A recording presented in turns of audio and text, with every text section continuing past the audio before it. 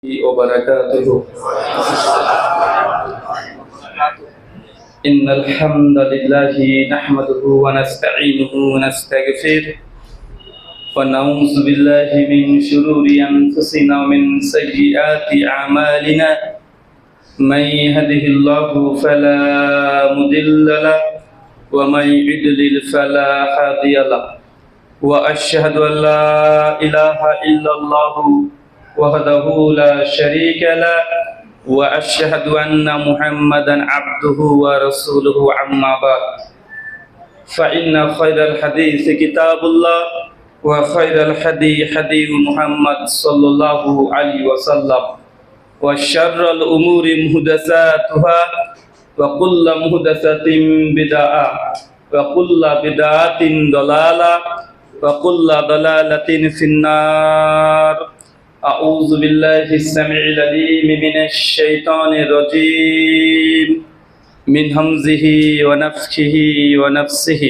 يا أيها الناس اتقوا ربكم الذي خلقكم من نفس واحدة وخلق منها زوجها وبث منهما رجالا كثيرا ونساء واتقوا الله الذي تساءلون به والأرحام إن الله كان عليكم رقيبا. يا أيها الذين آمنوا اتقوا الله وقولوا قولا سديدا يصلح لكم أعمالكم يغفر لكم ذنوبكم ومن يطع الله ورسوله فقد فاز فوزا عظيما. قال رب اشرح لي صدري ويسر لي أمري واحلل عقدة من لساني يفقهوا قولي. রব্বি জিদনি ইলমা ওয়া জিদনি ফাহমা। সমস্ত প্রশংসা সেই মহান সত্তা আল্লাহ সুবহানাহু ওয়া তাআলার জন্য, যিনি আমাদের সৃষ্টি করেছেন। শুধু সৃষ্টি করেননি, এই সমগ্র জগৎ সৃষ্টি করার পরেও যিনি আমাদের এই মানব জাতিকে সর্বশ্রেষ্ঠ জাতি। আচ্ছা, একটা প্রশ্ন করি আপনাদের প্রথমে। হামসানা তো আরবিতে হয়ে গেছে, জাস্ট বাংলা অনুবাদ করতাম। তাই সৃষ্টির মধ্যে সর্বশ্রেষ্ঠ আল্লাহর ক্রিয়েশন তথা মাখলুকাত, তার নাম কি? জোরে বলেন। সৃষ্টির মধ্যে সর্বশ্রেষ্ঠ আশরাফুল মাখলুকাত কি বলেন তো? মানুষ। আচ্ছা, তাহলে মোদিজি শ্রেষ্ঠ? যারা মুশরিক, যারা কাফির, যারা ফিলিস্তিনে মুসলিমদেরকে নির্যাতন করছে, তারা কি আল্লাহ শ্রেষ্ঠ সৃষ্টি, আশরাফুল মাখলুকাত? আসলে আমাদের মধ্যে এই ভ্রান্তিটা লুকিয়ে আছে, তার জন্য শুরুতেই আমি কথাটা ক্লিয়ার করতে চাই। আমরা অনেক ক্ষেত্রে বলি আশরাফুল মাখলুকাত হচ্ছে মানুষ। আসলে এই কথাটা 100% সঠিক নয়, যদিও সালাফদের মধ্যে ইখতিলাফ আছে এবং লম্বা বাহাস এই বিষয়ের উপরে, কে সর্বশ্রেষ্ঠ, মানুষ না ফেরেশতা। সালাফদের মধ্যে ডজন খানিকের ওপরে মালাইকা তথা ফেরেশতাকে বলা হয়েছে আশরাফুল মাখলুকাত, যদিও আশরাফুল মাখলুকাত দিয়ে না কোরআনে কোনো আয়াত আছে না হাদিসে কোনো হাদিস আছে। এটা মুহাদ্দিসগণ, ফুকাহাগণ, মুজতাহিদ ইমাম যারা মুফাসসির, তারা বৈশিষ্ট্য, সিফাত, অ্যাট্রিবিউটস দেখেই তারা আকীদার গ্রন্থে এই কথাগুলোকে আলোচনা করেছে। ইমাম তাহাবী রাহিমাহুল্লাহর আকায়েদে তাহাবিয়া মাশহুর যেটা আছে, একটু খুলে দেখবেন। আলোচনা অনেক লম্বা বাহাস আছে। সিদ্ধান্ত সবচেয়ে বেস্ট উত্তম দিয়েছেন শেখুল ইসলাম ইবনু তাইমিয়া রাহিমাহুল্লাহ। আমি সেই সমাধানের দিকে যাব। তবে আপনাদের কাছে আমার প্রশ্ন, অনেকে মনে হতে পারে যে আশরাফুল মাখলুকাত তো মানুষ, আমরা এটাই জেনে আসছি না। যদি এমনটাই হয়, শেখুল ইসলাম ইবনু তাইমিয়া রাহিমাহুল্লাহ তিনি আকীদায়ে ওয়াসিতিয়ার মধ্যে প্রশ্ন তুলেছেন, যদি এটাই হয় তাহলে আবু জাহেল ও তো মানুষ ছিল না? তাহলে তাকে তো আশরাফুল মাখলুকাত বলতে হবে। যারা কাফের, মুশরিক, আল্লাহকে বাদ দিয়ে অন্য কাউকে সিজদা করে, তাদেরকে কি বলতে হবে? আশরাফুল মাখলুকাত বলতে হবে না? হবে। অনেকে দলিল দিয়েছে মানুষ, এই যে লাকাদ কাররামনা ইয়া বানি আদম, নিঃসন্দেহে আমি বানি আদম, আদম সন্তানকে আমি অনেক বিষয়ের উপরে মর্যাদা দিয়েছি। দেখেন, অনেক বিষয়ের উপরে মর্যাদা দেওয়া আর সমগ্র সৃষ্টি জগতে মানে শ্রেষ্ঠ আশরাফুল মাখলুকাত বলার মধ্যে পার্থক্য আছে না নাই? আছে। আবার অনেকে যুক্তি দিয়েছে যে দেখেন, ফেরেশতা মালাইকা আদমকে সিজদা করেছে, এখন কে সিজদা করছে? ফেরেশতা। তো ফেরেশতা যদি সম্মানিত হবে তা আদমকে সিজদা কেন করছে? তার মানে যাকে সিজদা করা হচ্ছে সে অনেক বেশি শ্রেষ্ঠত্ব দাবি রাখে। বাহ্যিক দিক থেকে মনে হচ্ছে না? তো সালাফদের এই দলিলকে খণ্ডন করেছে সালাফরাই, বলছে না, একজন আমরা কাবা তথা কিবলার দিকে মুখ করে সবাই সালাত আদায় করি না? এখন বলেন তো, কাবার মর্যাদা বেশি না একজন মুমিনের মর্যাদা বেশি? একজন মুমিনের মর্যাদা বেশি। তো যাকে উদ্দেশ্য করে সিজদা দেওয়া হয়, যার দিকে নির্দিষ্ট করে সিজদা দেওয়া হয়, মানে যে দিচ্ছে এখানে মানুষের গুরুত্ব বেশি না কাবার গুরুত্ব বেশি? হাদিস থেকে হাদিস স্পষ্ট প্রমাণিত যে মানুষ কাবার চাইতেও মূল্যবান যদি সে মানুষটা মুমিন হয়। আলহামদুলিল্লাহ, শাইখুল ইসলাম ইবনে তাইমিয়া রাহিমাহুল্লাহ আর ইমাম ইবনে কাইয়িম আয-জাওযী রাহিমাহুল্লাহ তারা এই আলোচনাকে সমাধান দিয়েছে চমৎকার হবে। আসলে মানুষ তারাই আশরাফুল মাখলুকাত। তবে মানুষের মধ্যে যারা মুমিন, কি বললাম বলেন তো, যারা মুমিন তারা ফেরেশতাদের চাইতেও মাকাম অনেক বেশি হয়ে যায়। মানে ফেরেশতা বলতে মূল ফেরেশতা নয়, মূল যে ফেরেশতা আমরা চারজন জানি, ফেরেশতা জিবরিল, মিকাইল, ইসরাফিল আছেন নাই? এদের চারজন উলুল আজম মালাইকা, মানে সবচেয়ে বড় ফেরেশতা। এদের মর্যাদা, নবীদের মর্যাদা, উলুল আমর যে চারজন বড় বড় নবী ছিলেন আছে না, চারজনের উপরে কিতাব অবতীর্ণ হয়েছে, যেটা কোরআন মাজিদে স্পষ্ট মজুদ আছে, আর অজস্র নবীদের উপরে কিতাব অবতীর্ণ হয়েছে। আগে এই বেসটা বুঝেন, চারজন গুরুত্বপূর্ণ ফেরেশতা, এই ফেরেশতাদের চাইতে মর্যাদা বেশি কার? নবীদের। আর সাধারণ আম ফেরেশতা, আল্লাহ কোটি কোটি ফেরেশতা আছে না? কোটি কোটি ফেরেশতা আছে। একজন সাধারণ মুমিনের মর্যাদা এই ফেরেশতাদের চাইতেও অনেক বেশি। তার মানে এক কথা ইবনে কাইয়িম আয-জাওযী রাহিমাহুল্লাহ বলছেন, যারা মুমিন তারা আশরাফুল মাখলুকাত, সমস্ত মানুষ আশরাফুল মাখলুকাত নয়। আল্লাহ সুবহানাহু ওয়া তাআলা আমাদেরকে তুমি মুমিন হিসেবে কবুল করে, সকলে বলি আমিন। আমাদের মধ্যে যে অসুস্থ আছে আল্লাহ সুবহানাহু ওয়া তাআলা তুমি আর শাফি, তুমি সুস্থতা দানকারী, মানে প্রত্যেককে তুমি সুস্থতা দান করো, সকলে বলি আমিন। সম্মানিত সুধী, বাদ মাগরিব থেকেই বিভিন্ন আলোচক কোরআনুল কারীম এবং হাদিস মুবারাকা থেকে অনেক গুরুত্বপূর্ণ নসিহা আপনাদের কাছে পেশ করেছে। আজকের এই আলোচনা সভার অন্তিম লগ্নে আপনাদের সামনে উপস্থিত হয়েছি। একটি ছোট্ট নির্দিষ্ট বিষয়ের উপরে কথোপকথন করব আপনাদের সঙ্গে। জুমার খুতবা আর স্টেজের আলোচনা দুটোর মধ্যে পার্থক্য আছে না? আর ইসলামী হালাকা এটাকে বলতে পারেন একটা কর্মী সম্মেলনের মতো, যে এখানে এসেছেন আপনারা ইসলাম সম্পর্কে আমরা কিছু জানবো এবং আমরা এই যে জিনিসটাকে জানলাম একজন মানুষের কাছে পৌঁছে দেবো। তার মানে বোঝা গেল যে ইসলামটাকে জানা এটা অতীব গুরুত্বপূর্ণ। এখন ইসলাম বলতে এক এক মানুষ এক এক রকমের বুঝে, আর এক এক মানুষ এক একটা জিনিসকে তারা ইসলাম মনে করছে।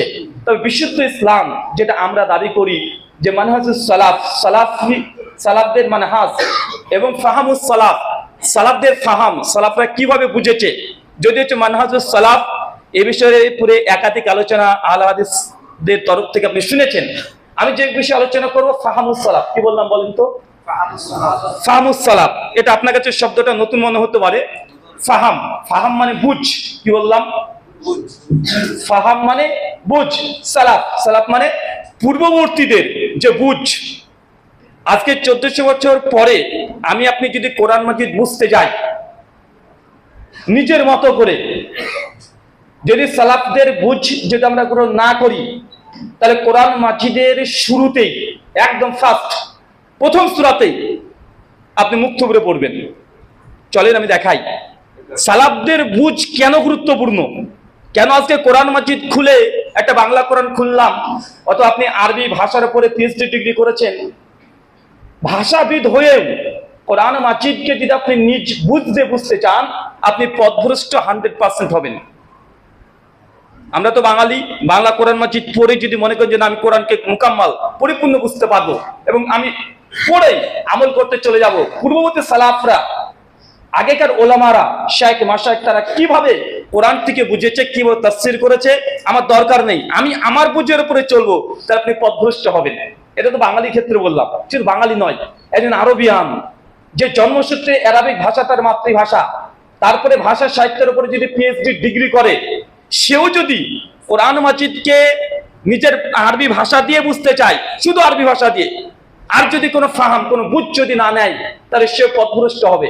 চলেন কয়েকটা মিসাল দিয়ে আপনাকে শুরু করি, তারপরে আমি আস্তে আস্তে ফাহামুস সালাফ কি প্রথম থেকে শেষ পর্যন্ত আপনাকে বোঝানোর চেষ্টা করব ইনশাআল্লাহ। দেখেন, আমরা যখন প্রত্যেক কোরআনের আয়াত পড়ি, 114টা সূরা আছে না, 113টা সূরাতে কি দিয়ে শুরু হয়েছে? বিসমিল্লাহির রহমানির রহিম আছে না? সূরা তওবাতে নেই, সূরা তওবা চ্যাপ্টার 9 নম্বর সূরাতে নেই। তাহলে সূরা নামালে 30 নম্বর আয়াতে সুলাইমানের খাতে আল্লাহকে ব্যবহার করে 114 বারই পূর্ণ করে দিয়েছে। এখন যদি কোরআন মাজিদ আরবি ভাষায় আপনি এখন বাংলা অনুবাদ করবেন, বিসমিল্লাহির রহমানির রহিম এই যে শুরু করছেন, লিখছেন, এখন বলেন তো কোরআন মাজিদ কার কালাম? জোরে বলেন। আল্লাহর কালাম। কোনো সন্দেহ আছে? কোনো সন্দেহ নেই। এখন কোরআন মাজিদ যদি কালামুল্লাহ হয়, আল্লাহর কালাম হয়, আল্লাহর কথাই হয়, আর আল্লাহ এই কিতাবকে তিনি অবতীর্ণ করেছেন। সূরা বাকারা 183 নম্বর আয়াতে স্পষ্ট মজুদ আছে যে শাহরুর রমাদান আল্লাযী উনজিলা ফীহিল কুরআন, এই সেই রমজান মাস যেই মাসে আমি আল্লাহ কোরআনুল কারীমকে, কোরআনুল মাজিদকে আমি অবতীর্ণ করেছি। এখন একজন ব্যক্তি যিনি শুধু আরবি ভাষায় জানে, ইসলামী ইতিহাস, হাদিস, ফিকহ শাস্ত্র কিছু বুঝে না, তাহলে কোরআনের আয়াতে সে কি বুঝবে যে আল্লাহ কোরআন মাজিদকে আসমান থেকে টপ করে রমজান মাসে নামিয়ে দিয়েছে? আসলে কি কোরআন মাজিদ গ্রন্থ আকারে দুনিয়াতে এসেছে? না। তাহলে এই অনুবাদ কিভাবে করবেন? আল্লাহ তো বলছেন আল কিতাব শাহরুর রমাদান আল্লাযী উনজিলা ফীহিল কুরআন, এই কোরআন মাজিদকে আমি কি করেছি? রমজান মাসে অবতীর্ণ করেছি, এবং কিতাব আকারে অবতীর্ণ করেছি। একাধিক আয়াত আছে। সূরা বাকারা খুলেন, প্রথমেই আলিফ লাম মিম যালিকাল কিতাব। আচ্ছা, যারা আরবি গ্রামার মোটামুটি বুঝেন, জালিকা এটা দিয়ে কি বোঝায়? জালিকা মানে ওই কিতাব যার মধ্যে কোনো সন্দেহ নেই। সূরা ফাতিহা প্রথমেই, বাকারা প্রথম আয়াত আপনি ব্যাখ্যা করতে পারবেন না আরবি গ্রামার দিয়ে। যদি আরবি গ্রামার দিয়ে যদি আপনি অনুবাদ করতে চান, তাহলে আরবি গ্রামারের ব্যতিক্রমধর্মী গ্রামার ব্যবহার করতে হবে, যেটা ট্র্যাডিশন প্রচলিত, বহুল প্রচলিত, এই গ্রামার আপনি টিকতে পারবেন না। কেন? জালিকাল কিতাব এর অনুবাদ যদি অ্যাকুরেট করেন, ওই কিতাব যার মধ্যে কোনো সন্দেহ নেই। এখন ওই কিতাব বলতে মানে কোরআন মাজিদের আগে যে কিতাবগুলো এসেছে তার মধ্যে কোনো সন্দেহ নেই।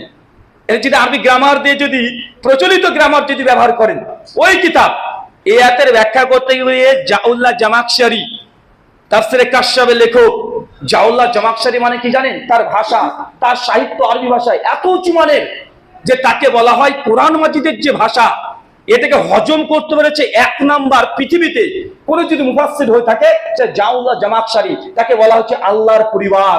চিন্তা করতে পারছেন কত বড় লকাব, এত বড় ভাষা সাহিত্যবিদ, আরবি ভাষার উপরে তার ঝংকার, তার সাহিত্য। আরবিয়ানরা তারাও হতাশ হয়েছে যে লোকটা এত পাণ্ডিত্য, মানে এমন এমন আরবি ভাষার সাহিত্য তিনি ব্যবহার করেছেন।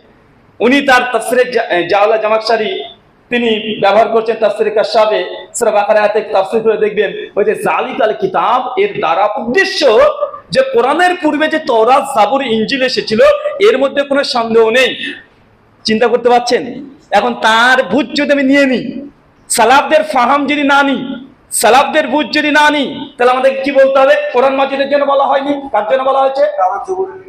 হ্যাঁ, তাওরাত, জাবুর, ইনজিল।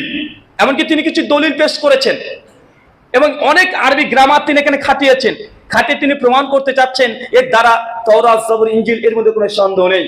অথচ ইবনে কাসির খুলে দেখেন, আপনি তাফসীরে তাবারি খুলে দেখেন, সহিহ সনদে মজুদ আছে আব্দুল ইবনে আব্বাস, জাবের বিন আব্দুল্লাহ, আমাদের আয়েশা রাদিয়াল্লাহু তাআলা আনহা এবং বিখ্যাত সাইদ বিন মুসাইব, বিখ্যাত তাবী, তাদের মত নকল করা হয়েছে এই জালিকাল কিতাব দ্বারা উদ্দেশ্য হাযাল কোরআন, এই কোরআনের মধ্যে কোনো সন্দেহ নেই। তার মানে আমরা বুঝলাম, যদি আমি আমার ব্যাকরণের জ্ঞান যদি যদি সালফে সালিহিন তাদের ফাহাম, তাদের বুঝ না নিই, তাহলে কোরআন মাজিদ কে আমরা যেই তথাকথিত বা সর্বাধিক দিয়ে আমরা ব্যাখ্যা করি প্রথম আয়াত, আপনি পথভ্রষ্ট হবেন কি হবেন না? হবেন না? হবেন। দেখেন বিসমিল্লাহির রহমানির রহিম, এটা বাংলা মানে কি?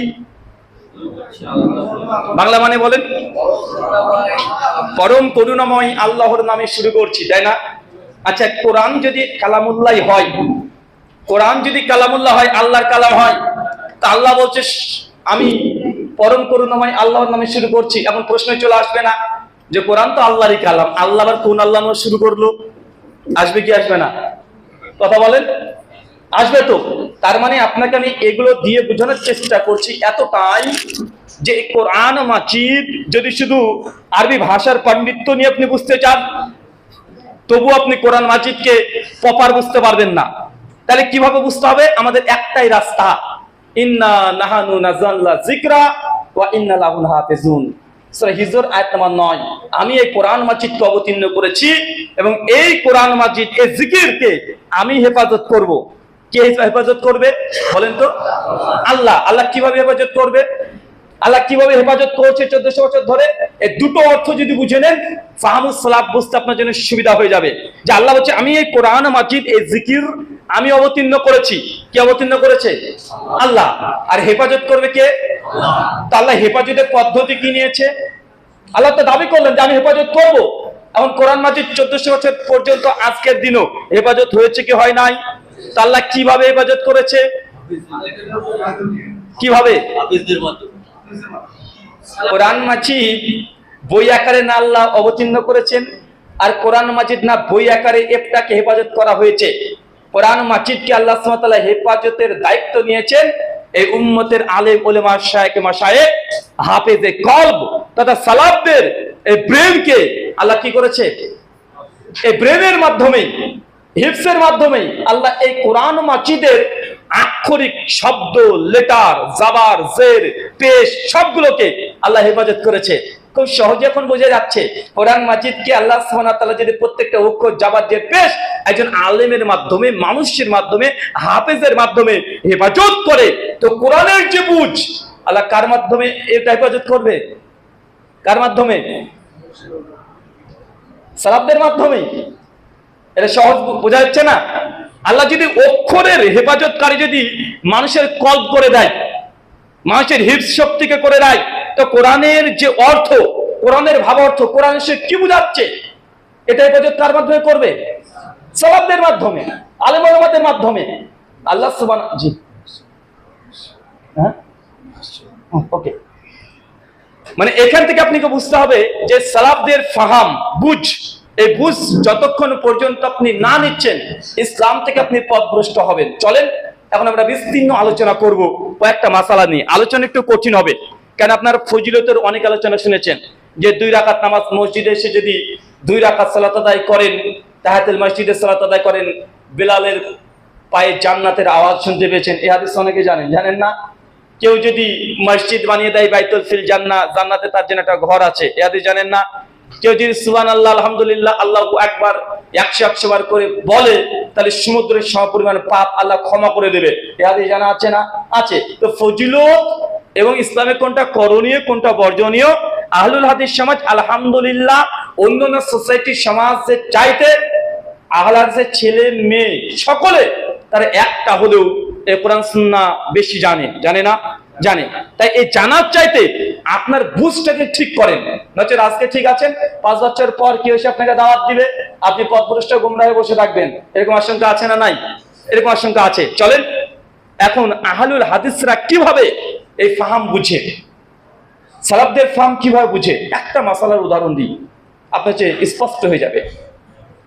ধরেন আমাদের প্রসিদ্ধ 4টে মাযহাব আছে, আছে না? হানাফি, শাফিঈ, মালিকি, হাম্বলি, 4 মাযহাব। এখন অনেকে ভাবতেন এর আবার কারা? 4 জন নাম বললাম, এটা হচ্ছে 4 জন মানুষের নাম। অনেকে জানে না হানাফি কি জিনিস, খেতে হয় না গায়ে মাখতে হয়। ইমাম আবু হানিফা, যার নাম ছিলেন নোমান বিন সাবিত আল কুফি আল জুতি, তিনি বাগদাদের কুফাতে তিনি জন্মগ্রহণ করেছেন, কুফাতে তিনি মৃত্যুবরণ করেছেন। জন্ম 80 হিজরি, মৃত্যুবরণ করেছে 150 হিজরি। তিনি অনেক বড় তৎকালীন সময়ে দিকপাল পণ্ডিত আলেম ছিলেন। তার সমকক্ষ আলেম, তার সমসাময়িক সময়ে অদ্বিতীয় তিনি। কথা বুঝতে পারছেন? এত উঁচু মানে একজন আলেম ছিলেন। আর 80 হিজরি মানে সেই সময় বুখারী, মুসলিম, আবু দাউদ, তিরমিজি, ইবনে মাজাহ, নাসাই, দারিমি, দারকুতনি, বাইহাকি যতগুলো হাদিসের গ্রন্থ দেখছেন, এই হাদিসের গ্রন্থগুলো বই আকারে মার্কেটে পাওয়া যেত না, এমনকি এইসব আলেমগুলো জন্মগ্রহণ করেনি। তারপরে সেই সময়কার মানুষ, আল্লাহ নবী মৃত্যুবরণ করছে 11 হিজরি। কত হিজরি? 11 হিজরি। আর আল্লাহ নবীর সাহাবীদের জন্ম ছিল প্রায় ধরে নেন 100 হিজরি পর্যন্ত। কত হিজরি? এই সময়টাকে বুঝেন, বুঝলেই আপনি এরপরে যে আলোচনা করব কঠিন হলেও আপনার সহজ মনে হবে। তো ইমাম আবু হানিফা রাহিমাহুল্লাহ তিনি একজন বিখ্যাত আলেম, অনেক তিনি পড়াশোনা করেছেন, কোরআন হাদিস তিনি জেনেছেন। মানুষ তাকে যখন প্রশ্ন করতো তিনি কোরআন হাদিস নিজের বুঝ দিয়ে কোরআন সুন্নাহ ঘেটে ঘেটে মাথাতে যা আছে, যতটুকু তার জ্ঞান আছে, ওই জ্ঞানগুলোকে খাটিয়ে একটা প্রশ্নের উত্তর করে দিতেন। এই যে উত্তরটা দিলেন, এই উত্তরগুলো তার সাহাবীরা মানে ইমাম আবু হানিফার ছাত্ররা, শাগরেদরা, ডিসাইপল, তারা কি করতেন? ওটাকে তারা লিখে ফেলতেন। কি করতেন? যেন আজকে আব্দুল্লাহ সালাফি হাফেজাহুল্লাহ, আল্লাহ তাকে হেফাজত করুক, তিনি আজকে আপনাদের এখানে আলোচনা করেছেন না? আলহামদুলিল্লাহ, আমাদের আহলুল হাদিস সমাজে তিনি অনেক বড় বিদ্বান, তাকে আমরা সকলে সম্মান করি, ভালোবাসি। এবং তিনি যদি কোনো ফতোয়া একটা দিয়ে দেয়, এটা আমাদের কাছে অনেক বড় মাপের একটা ফতোয়া নয়? হ্যাঁ। এখন আপনাকে যদি প্রশ্ন করে এই 7 ভাগ কোরবানি হবে কি হবে না, আপনি তখন বলছেন যে আব্দুল্লাহ সালাফি সাহেব তো বললেন এটা জায়েজ, কোনো সমস্যা নেই, তবে না দেওয়াটাই ভালো। তার মানে কি? আব্দুল্লাহ সালাফি হাফেজাহুল্লাহর একটা ফতোয়া আমরা শুনেছি এবং আমরা সেই ফতোয়াটাকে, তিনি একজন অনেক বড় পণ্ডিত মানুষ, জ্ঞানী মানুষ, তিনি কোরআন সুন্নাহ যতটুকু জানেন সে বুঝ দিয়ে একটা ফতোয়া দিয়েছে, আর আমরা সকলেই সেই ফতোয়াটাকে গ্রহণ করলাম। ঠিক ইমাম আবু হানিফা রাহিমাহুল্লাহ তৎকালীন যুগে তিনি এই কাজটাই করেছেন। তিনি কোরআন সুন্নাহ ঘেটেছেন, প্রশ্ন করেছেন, তিনি অ্যান্সার করেছেন। তার অনুসারী যারা আছে, তার ভক্ত যারা আছে, তারা ওটাকেই মনে করছে কোরআন সুন্নাহর এই কথাটাই কথা। এত ক্লিয়ার হলো? এখন ইমাম আবু হানিফা রাহিমাহুল্লাহর এইভাবে প্রায় 40-এর কাছাকাছি ছাত্র ছিল। তারা ইমাম আবু হানিফার প্রত্যেক ফতোয়াকে তারা নোট করতেন এবং এই ফতোয়াগুলোকেই তারা সমাজে প্রচার করতেন। এটা হচ্ছে ইমাম আবু হানিফা। আর ইমাম, এই যে মাযহাব শব্দ আসছে না, মাযহাব মানে মত, মাযহাব মানে কি? মানে হানাফি মাযহাব, মানে ইমাম আবু হানিফা রাহিমাহুল্লাহর মত, তার অ্যান্সার, তার প্রশ্নের জবাব, তার ইজতিহাদ মাসে প্রচার হয়ে গেল।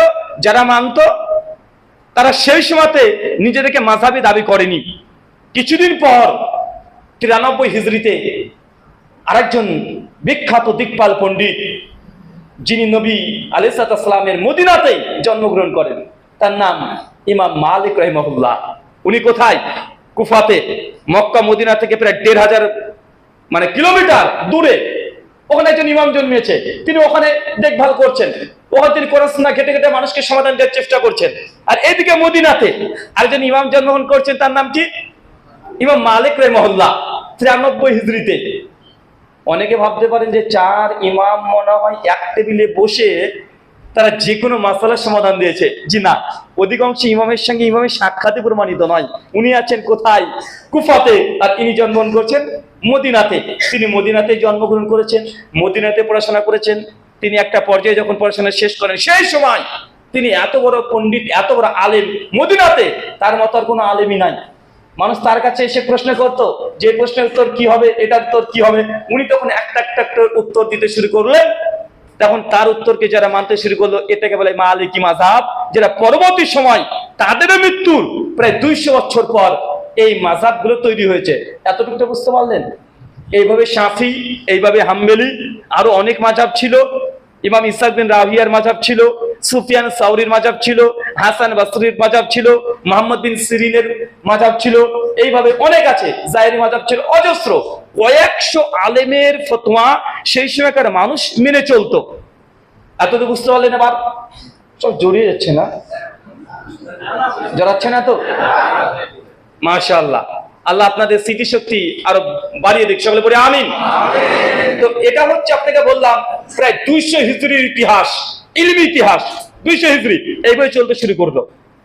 যখন 200 হিজরি পার হচ্ছে, সেই সময় জন্মগ্রহণ করছে ইমাম বুখারী রাহিমাহুল্লাহ। কে? ইমাম বুখারী। 194 জন্ম, 256 মৃত্যু। তার ছাত্র ইমাম তিরমিজি, 209 জন্ম, 279 মৃত্যু। ইমাম বুখারী আরেক ছাত্র ইমাম আবু দাউদ। এইভাবে তখন ছিল শুধু মুখস্থ শক্তির মাধ্যমে কোরআন হাদিস যতটুকু জানে ইমামরা ফতোয়া দিয়েছে।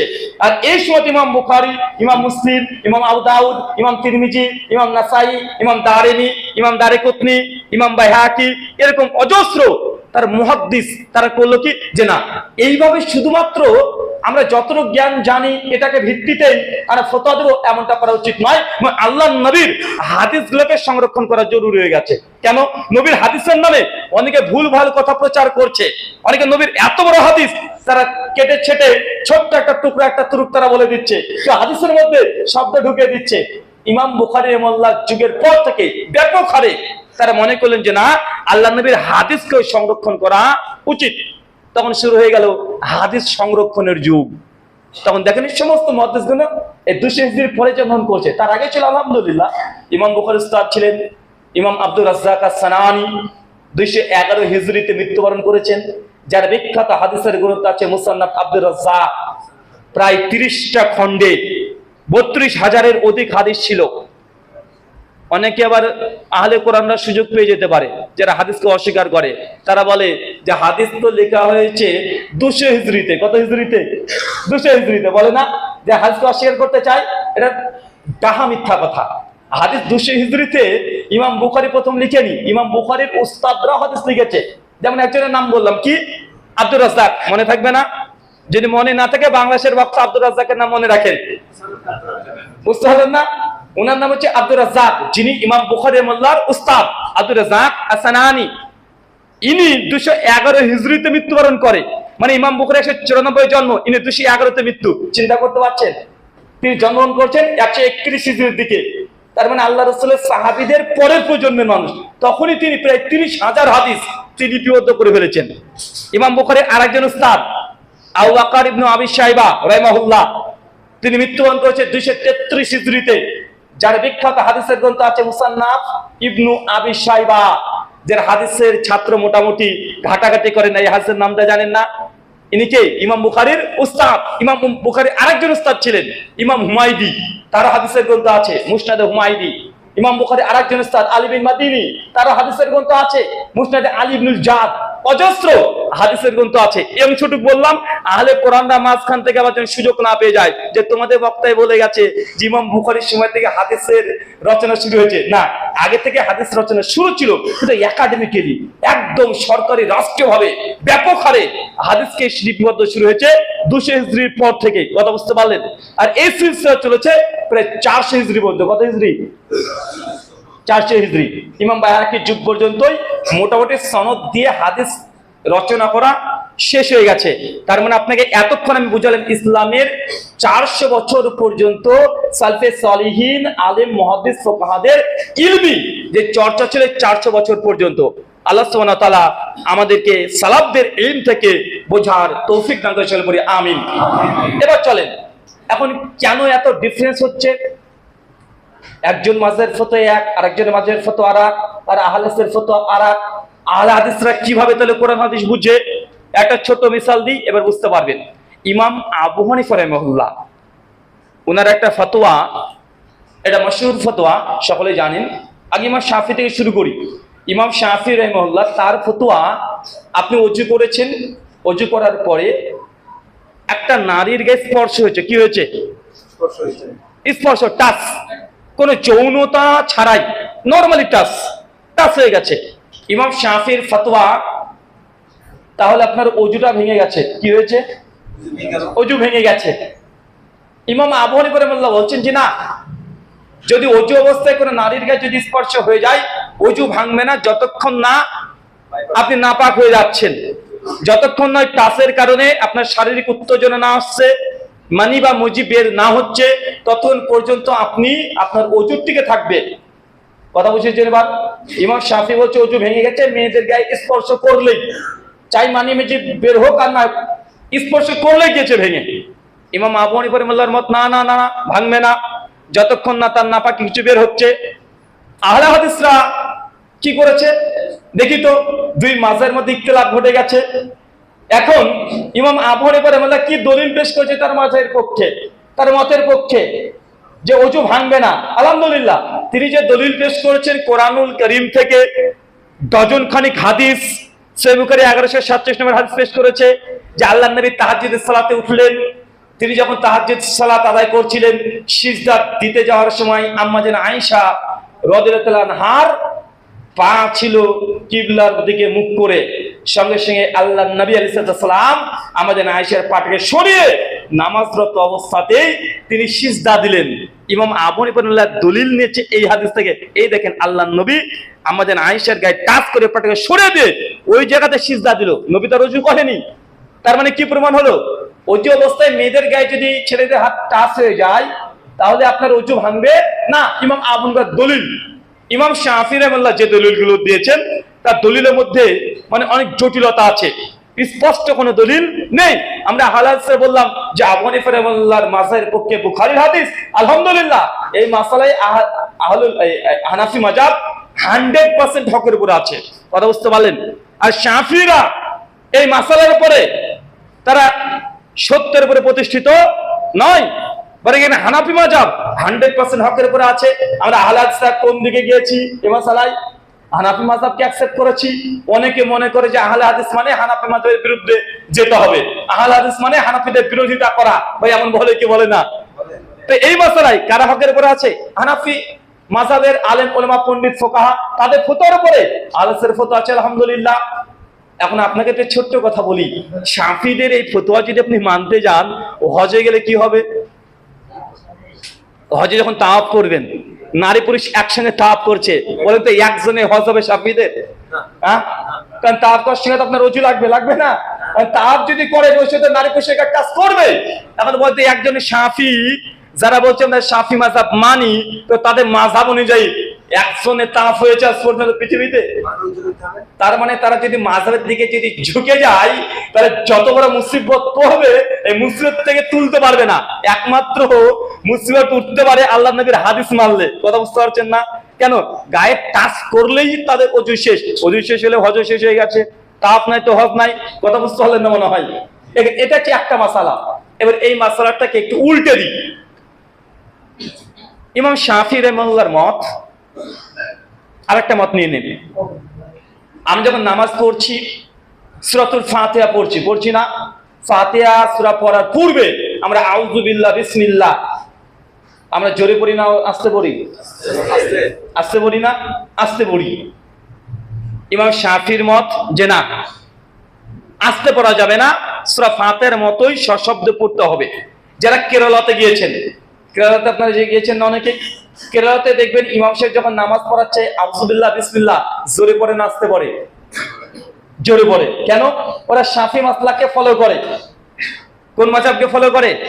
শাফি মাযহাব। এবং শাফি মাযহাবে সূরা ফাতিহার মতো সশব্দে আউযু বিল্লাহ বিসমিল্লাহ পড়তে হবে।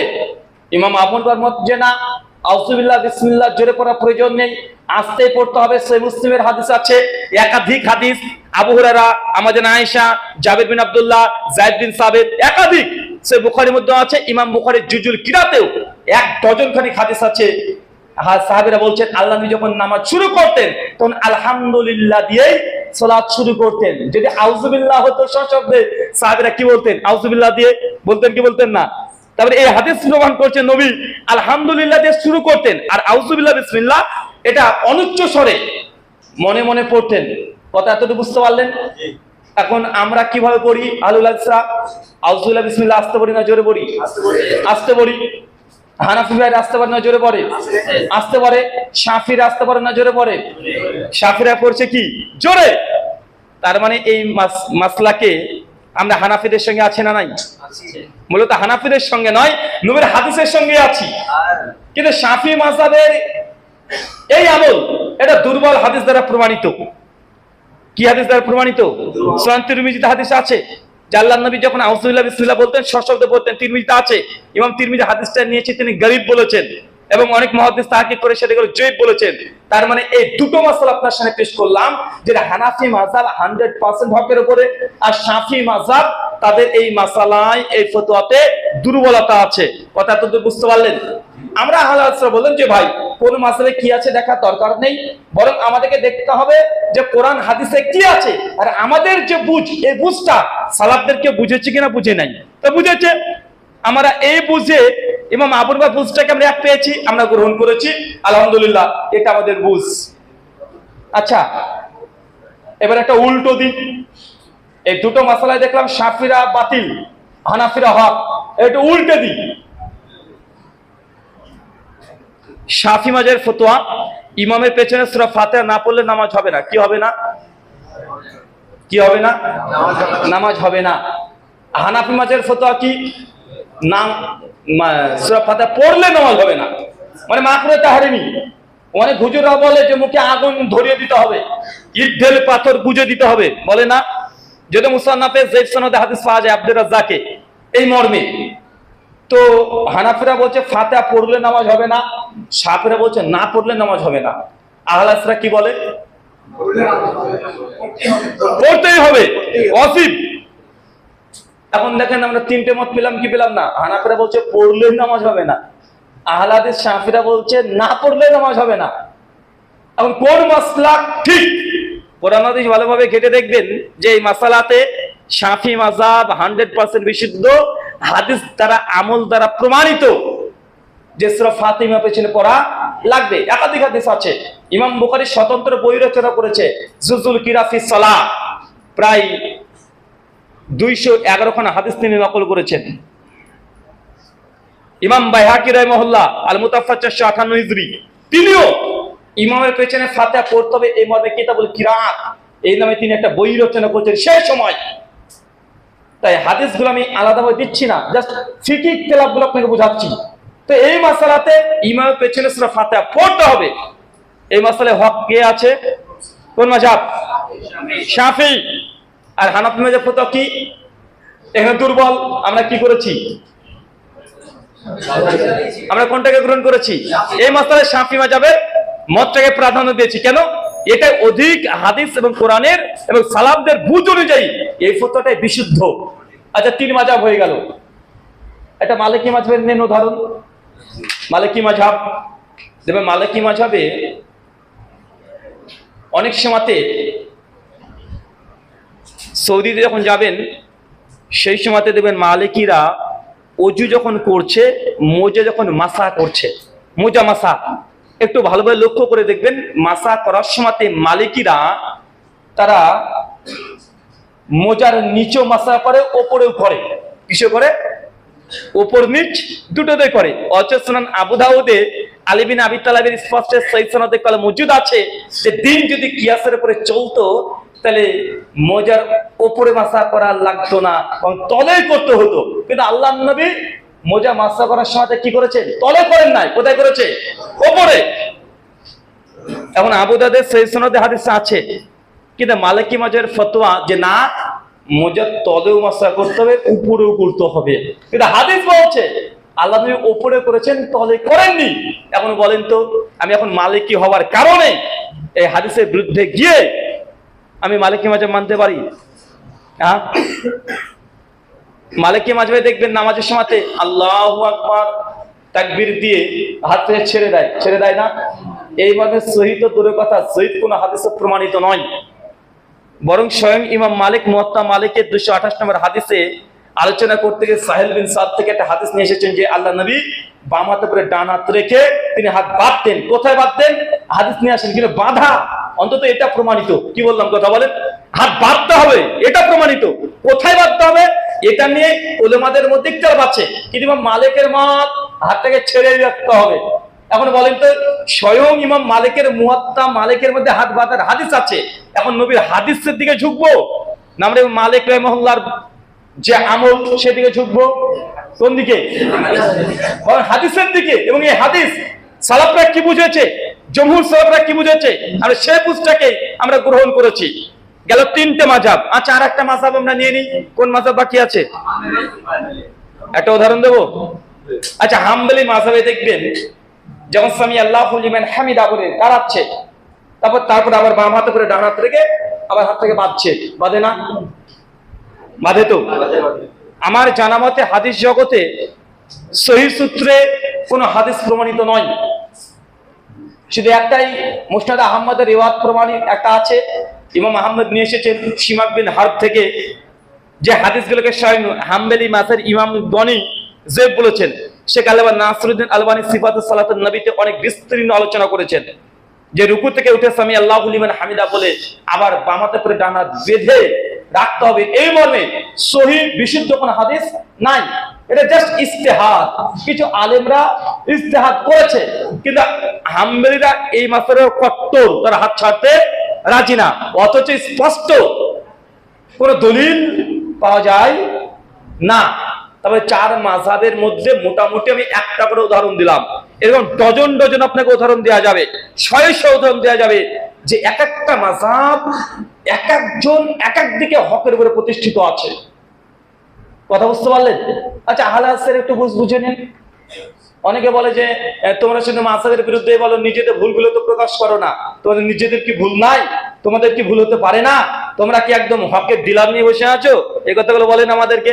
ভাই, আহলে হাদিসরা গোটা দুনিয়াতে সবচাইতে বেশি হক পেলে সেকেন্ডের মধ্যে তার নিজের মতকে একদম নিক্ষেপ করে দেয়, আছে না? কত মিলাদ, কিয়াম, শওরাত, কত কি বাদ দিয়ে দিয়েছে।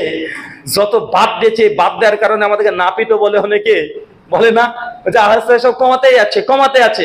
তো ভাই, কমিয়েছি কেন? তার মানে আগে করতাম ঠিক, এখন কমাচ্ছি মানে তোমাদের ওই মতটাকে আগে হক মনে করতাম বলেই আমরা করেছি, এখন বাদ দিচ্ছি, মানে বাদ দেওয়ার প্রবণতা আমাদের আছে।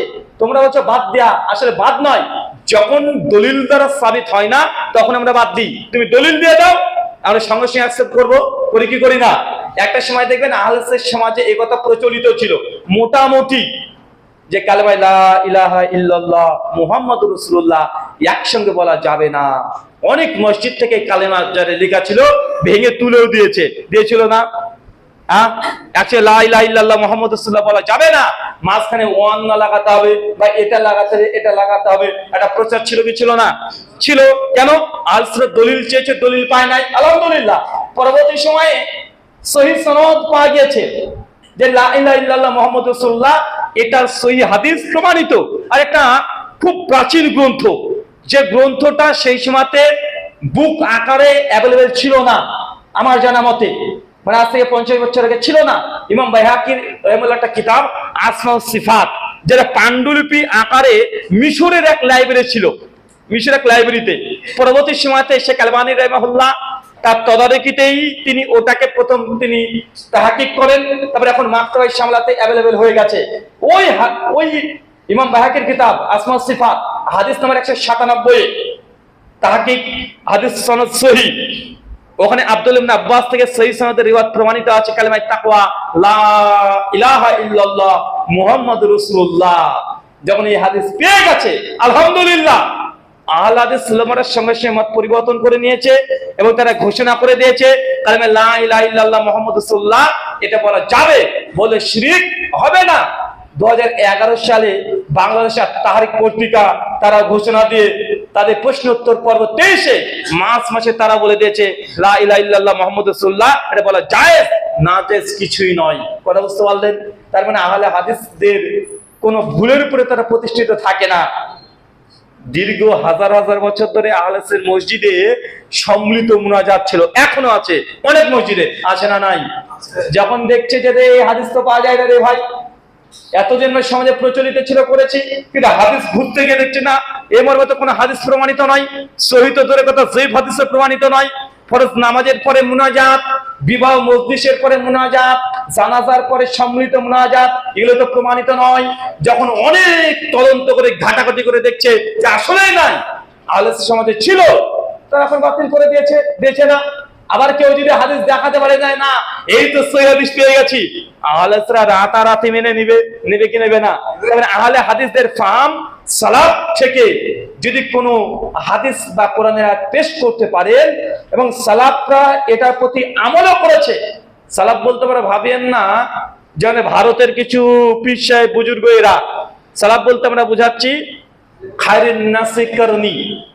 আল্লাহ নবী বলছেন সর্বশ্রেষ্ঠ যুগ হচ্ছে 3টে যুগ, এক আমার যুগ, আমার সাহাবীদের যুগ, তাবেঈদের যুগ। এই 3 যুগে এমন কোন যদি আমল যদি প্রমাণিত হয় যে আমল জমহুর অধিকাংশদের মধ্যে ছিল সেটা ইসলাম, এরপরে যেগুলো এসেছে এটা আমার আপনার বুঝ, এই বুঝের 5 পয়সা মূল্য নেই, মূল্য আছে। দেখেন আপনাকে 2টো উদাহরণ দিব, এটাতে ইখতিলাফি বিষয় বললাম। এখন দেখেন আমি যদি বুঝি আমার মতো, ধরেন একটা উদাহরণ দিই বুঝতে পারেন, আমি যদি আমার মতো বুঝিনি তাহলে যে কোনো জিনিসকে জায়েজ প্রমাণ করা যায়, আবার যে কোনো হালাল জিনিসকে হারাম করে দেওয়া যায়। কোরআন হাদিস ঘেটে ঘেটে যদি আমি আমার ব্রেনকে কাজে লাগাই, সালাফদের বুঝকে কাজে না লাগাই। দুটো উদাহরণ দিই যেন আপনার জন্য সহজ হয়। আচ্ছা বলেন তো, কোরআন মাজিদ দাঁড়িয়ে পড়া আদব না বসে পড়া আদব? সবাই একমত?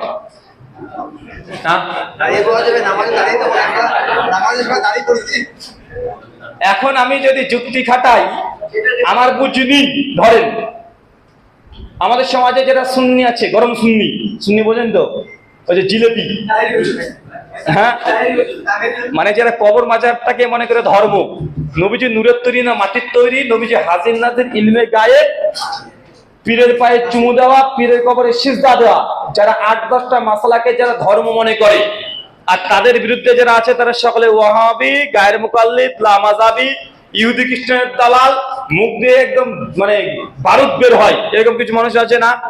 এখন ওরা বলে যে ইয়া নবী সালাম আলাইকা, এই কথা বলতে বলতে দাঁড়িয়ে যায়। কেন?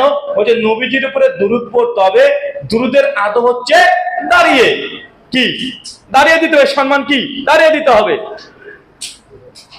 এখন আমি এখন যুক্তি দিই, ভাইজান যখন কোরআন মাজিদ পড়েন নামাজে তখন দাঁড়িয়ে না বসে?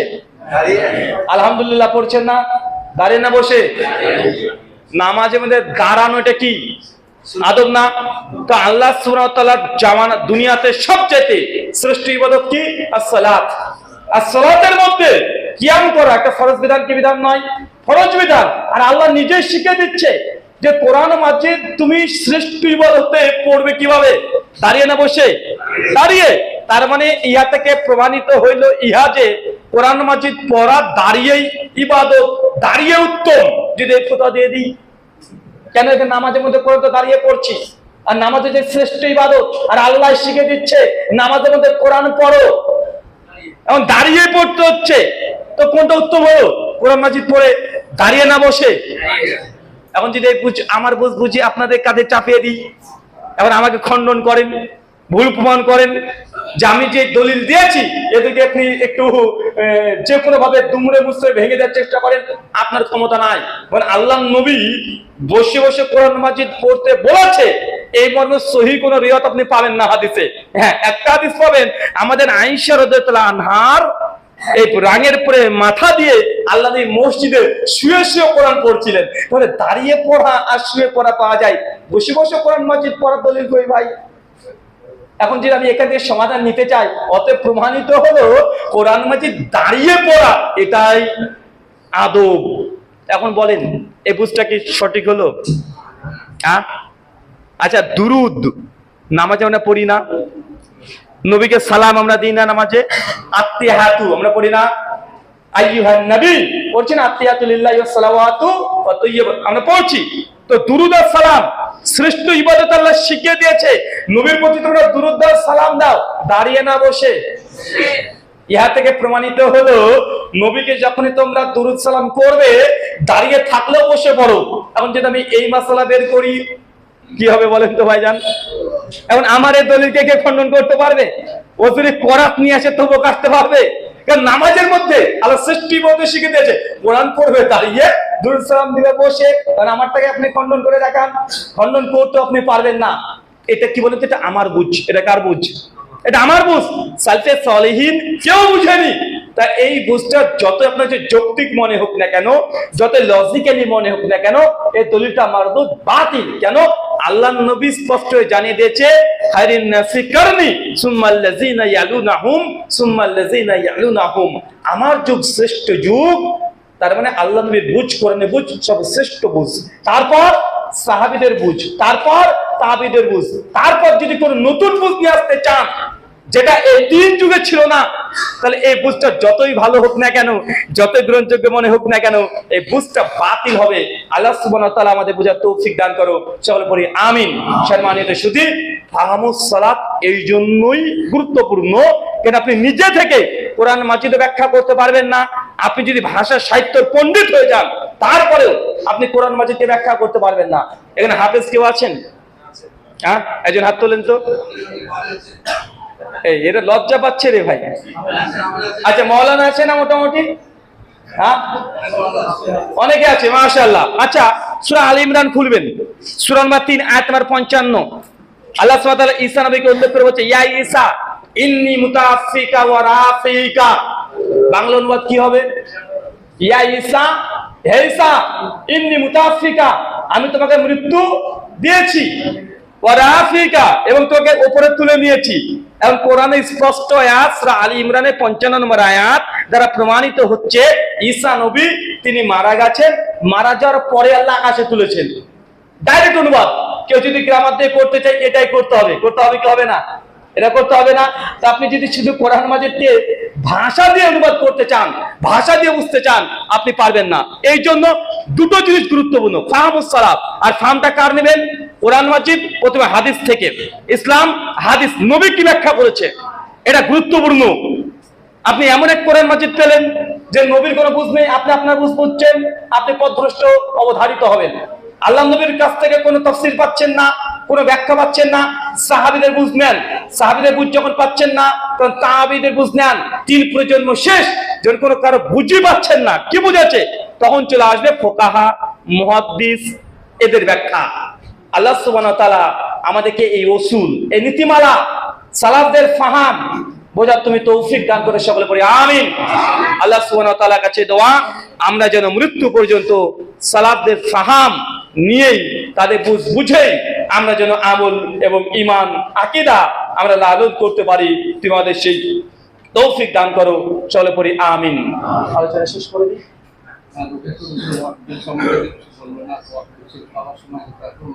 আমাদের শেখ আব্দুল্লাহ সালাফি হাফেজাল্লাহ এই বিষয়ের উপরে এই ছিল না, আলোচ্য বিষয় ছিল না। বর্তমান পরিস্থিতি আমাকে তো তাই বললো। হ্যাঁ, বর্তমান পরিস্থিতি এই ওয়াকফ বিল আসেনি।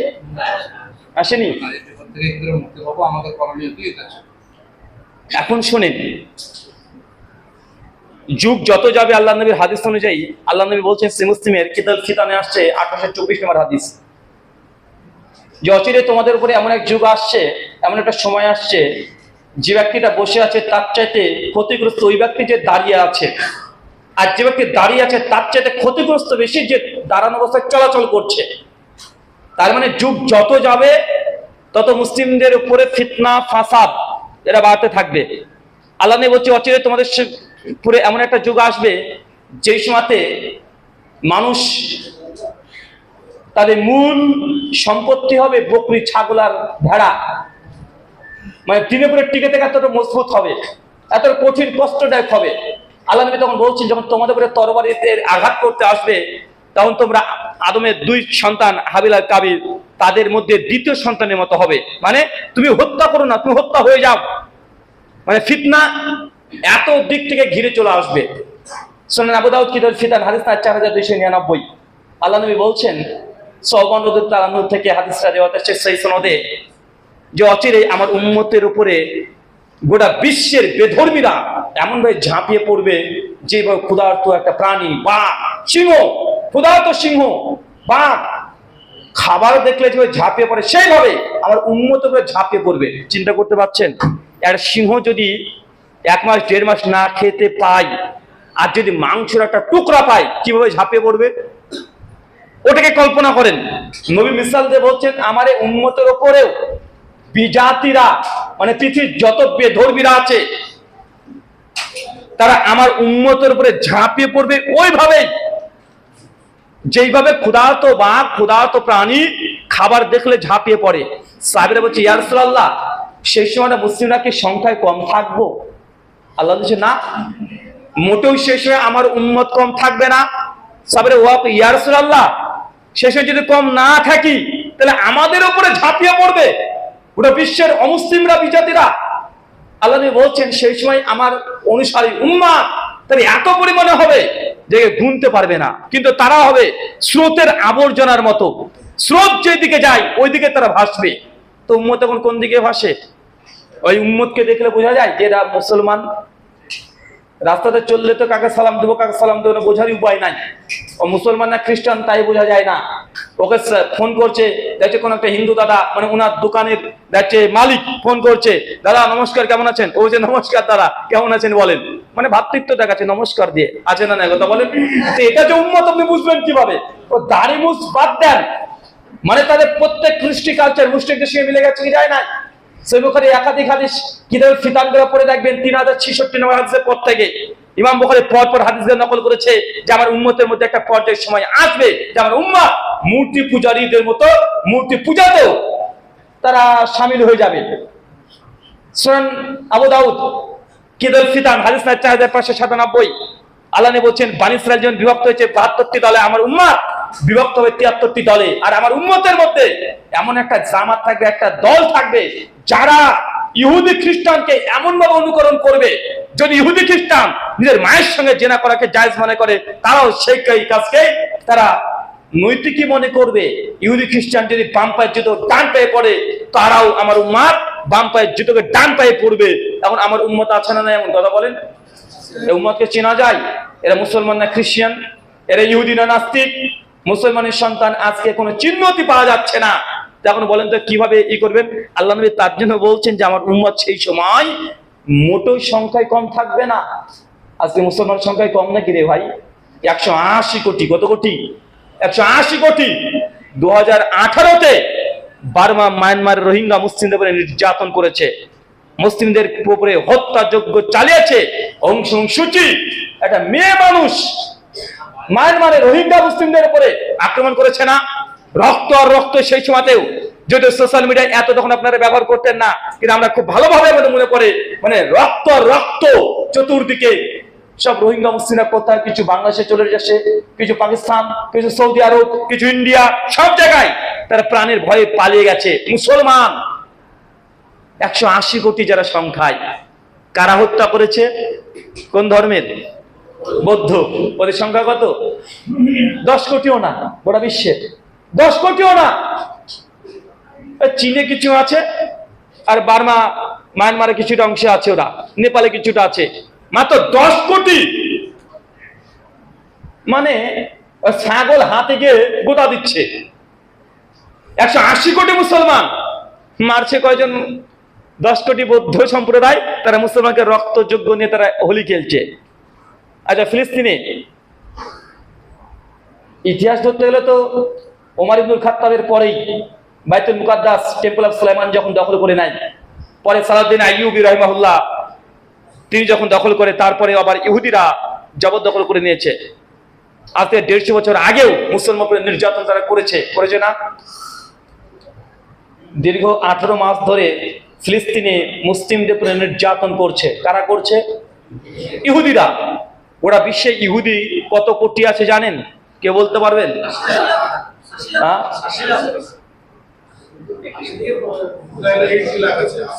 ইসরায়েলে আছে 80 লাখ। গোটা বিশ্বে ইহুদি কত আছে? জিউস 1,50,00,000। মানে গোটা বিশ্বে ইহুদিদের পরিসংখ্যান মাত্র 1.5 কোটি। 1.5 কোটি মানে বুঝেন, মানে আমাদের কলকাতা শহরে, মানে আমাদের মুর্শিদাবাদের যতগুলো মানুষ আছে, মুর্শিদাবাদ গোটা মুর্শিদাবাদ মিলে যত মানুষ আছে গোটা বিশ্বে ইহুদির সংখ্যা এতটা। কোথায় 180 কোটি মুসলিম, আর কোথায় 1.5 কোটি ইহুদির বাচ্চা। তারা 18 মাস ধরে মুসলিমদের নির্যাতন করছে। আল্লাহ নবী বলছেন উম্মত তবে সংখ্যায় অনেক, গণনা করা যাবে না, তবে তারা হবে ওই যে স্রোতের আবর্জনার মতো। মানে আমরা হচ্ছে আবর্জনা। আল্লাহ নবী জানিয়ে দিয়েছেন কেন মুসলিম জাতির উপরে নির্যাতন হবে। দুটো কারণ বলেছে। এক, আমার উম্মত দুনিয়ার প্রেমে হাবুডুবু খাবে। দেখেন আপনি দুনিয়ার প্রেমে হাবুডুবু খাচ্ছেন না? দুনিয়া সবকিছুতে। আপনার সম্পত্তি আছে, 5 বিঘা জমি আছে, এখন যদি বলা হয় যে ভাই আল্লাহ নবীর হাদিস, কেউ যদি একটা আল্লাহর মসজিদ নির্মাণ করে দেয়, বাইতুল ফিল জান্নাহ, জান্নাতে ঘর পাবে। আপনার যদি বলি ভাইজান আল্লাহর ঘর মসজিদের জন্য অন্তত 1 বিঘা জমি দিয়ে দেন, 1 বিঘা দিয়ে দেন, আপনাকে বলে, আপনি যদি বয়স্ক চাচা 70 বছর পার হয়ে গেছে, ওকেও যদি বলেন ভাই চাচা মরে গেলে আপনার ছেলে দেখছেন একটা নামাজি নয়, সব বেনামাজি, ওয়ারিশ হিসেবে তারা পেয়ে যাবে। ইসলাম বলেছে জীবিত থাকা অবস্থায় বাবা তার সম্পত্তির 4 ভাগে 3 ভাগ পর্যন্ত আপনি দান সদকা যাই ছাতাই করতে পারেন। অতএব আপনি আপনার জান্নাতকে কনফার্ম করার জন্য আল্লাহর ঘরে একটা মসজিদের জায়গা দিয়ে দেন, 1 বিঘা জমি দিয়ে দেন, আপনার তো 10 বিঘা আছে, কোনো সমস্যা নাই, দিয়ে দেন। দেখবেন মরা মানে মরবে মরবে অবস্থা, তারপরও এমন ভাবে চোখ বাঁকা করে আপনাকে তাড়বে, বলে আমার জমি খেতে এসছে দেখ। বলবে কি বলবে না, কথা বলেন। মসজিদের ছাদ ঢালাই 6 লাখ টাকা লাগবে, আপনার বাড়িতে গেলে আপনি বলেন গত বছরই তো দিলাম গো, আবার চলে এসেছেন, আচ্ছা আচ্ছা নেন নেন নেন নেন, মানে বাঁকা করে চোখে নিয়ে 100 টাকা হাতে দিয়ে ভাবছে না ও মেলাকে দিয়ে ফেলেছে, এমন আছে না নাই? কিন্তু মসজিদের ছাদ তৈরি করতে 6 লাখ টাকা লাগবে, এমন আছে না? আল্লাহ নিয়ে বলছে দুনিয়া, আমার উম্মত দুনিয়া নিয়ে মেতে উঠবে। দেখেন দুনিয়া নেমে হচ্ছে, নিজের বাড়িটার দরজা ঠিক তৈরি করেছে, দরজা এমন সদর দরজা করতে হবে যেন গ্রামে একটাও না থাকে, এমন ডিজাইন নিয়ে আসতে হবে। একদম গুগল ফেসবুক মানে ইউটিউব ঘেটে ঘেটে সব শেষ করে দিয়েছে, ডিজাইনই পছন্দ হয় না, এমন আছে না? কিন্তু মসজিদের দরজা, আরে এত ভালো দরকার কি রে ভাই, মসজিদে নামাজ পড়তে যাবে, এত ভালো কি দরকার? দরজা না দিলে সমস্যা নেই, আল্লাহর ঘর আল্লাহ পাহারা দেবে, আছে না ভাইজান? আল্লাহর ঘর আল্লাহ পাহারা দেবে। কিন্তু নিজের বাড়ির দরজা মানে কমপক্ষে 2 লক্ষ টাকা খরচ না করলে হয় না।